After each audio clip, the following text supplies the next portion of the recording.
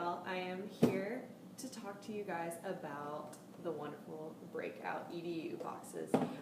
They're really great tools when it comes to engaging students and learning, and you just use it for so many different lessons. So definitely a great tool. So I'm just going to go over a few things and then we'll talk about how you can really implement it in classes.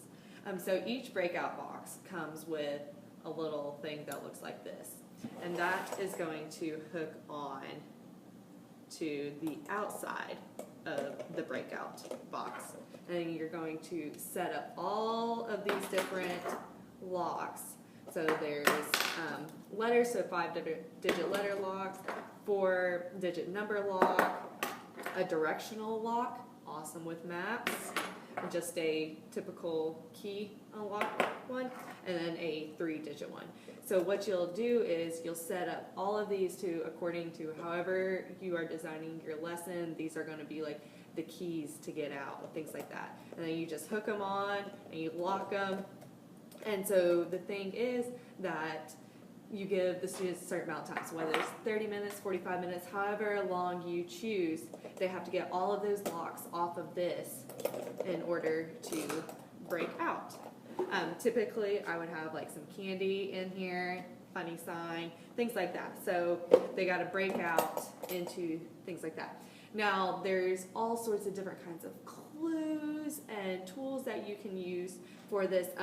The coolest tool of all is this invisible ink. So I love just handing them an envelope, and they open up the envelope and there's just a blank piece of paper. And they're like, what do I do with this piece of paper? And so you're like, well, are you using all your tools and resources that you got?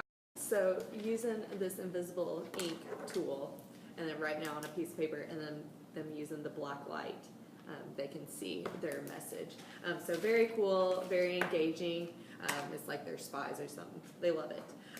Another great tool that comes with this are the hint cards. So whenever they're struggling and get stuck and just are all over the place, they can raise the hint card and then you can come over and help guide them with it, get them right back on track. After the lesson ends, well, after they get done breaking out of their box, if you have extra time, which you'll notice that us teachers come short on time and then we frantically try to figure out what do we do with all this extra time.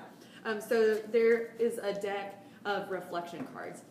So with them and their group members, they can draw a card, and this one says, how could your group have been more effective? So they can talk about how they could have been more effective as a team. That can apply for whether they broke out or not. That's a great question. Another one, what puzzles did you or your group find the most difficult? So they can talk about that and how that clue might have tricked them some. So let's talk about the SWOT analysis. So strength of this, everybody gets involved. It doesn't matter how many boxes you have, it's a whole lot more involvement, student involvement, engagement if you have more than one box. But even with one box, that's going to fall on you as teacher to be sure you are getting those other students engaged and the structure behind it. Weakness of this box is that as a teacher, it kind of takes a little bit extra time to plan. So it's going to take a few extra hours of your typical plan time to come up with, all right, this is the lesson I want to do, topic I want to do it on, how do I create clues that go with this so they can break out. So it does take a little extra time in gathering the resources, but it's definitely worth it. Opportunities for this is that it's very versatile, so it can be used with every lesson that you want to adapt it to. So definitely encourage this. Some of the threats though is that students get almost a little too engaged and involved with this, so they can get a little rowdy and all. So it takes you as the classroom management to really settle them down, encourage excitement and engagement, of course, but be mindful that other groups are trying to concentrate and break out of their box and that there are other classrooms going on. So again, super versatile and flexible. All students can get involved with it. It takes a little bit more planning on your end, but they love it. I had freshmen do it and I had juniors do it as well, and they all loved it. So definitely encourage that as well. Another thing here is if you go on Breakout EDU's website, they have a lot of lessons on here. So if you can't fully create one on your own, look on here and they can help you out. So history of television, U.S. history people, this is one of your standards. So in it, she has all of the codes for all the locks. She has exactly how it's supposed to be done. I couldn't find on here where all her materials were, but in this video, she shows you and tells you exactly what materials that you use.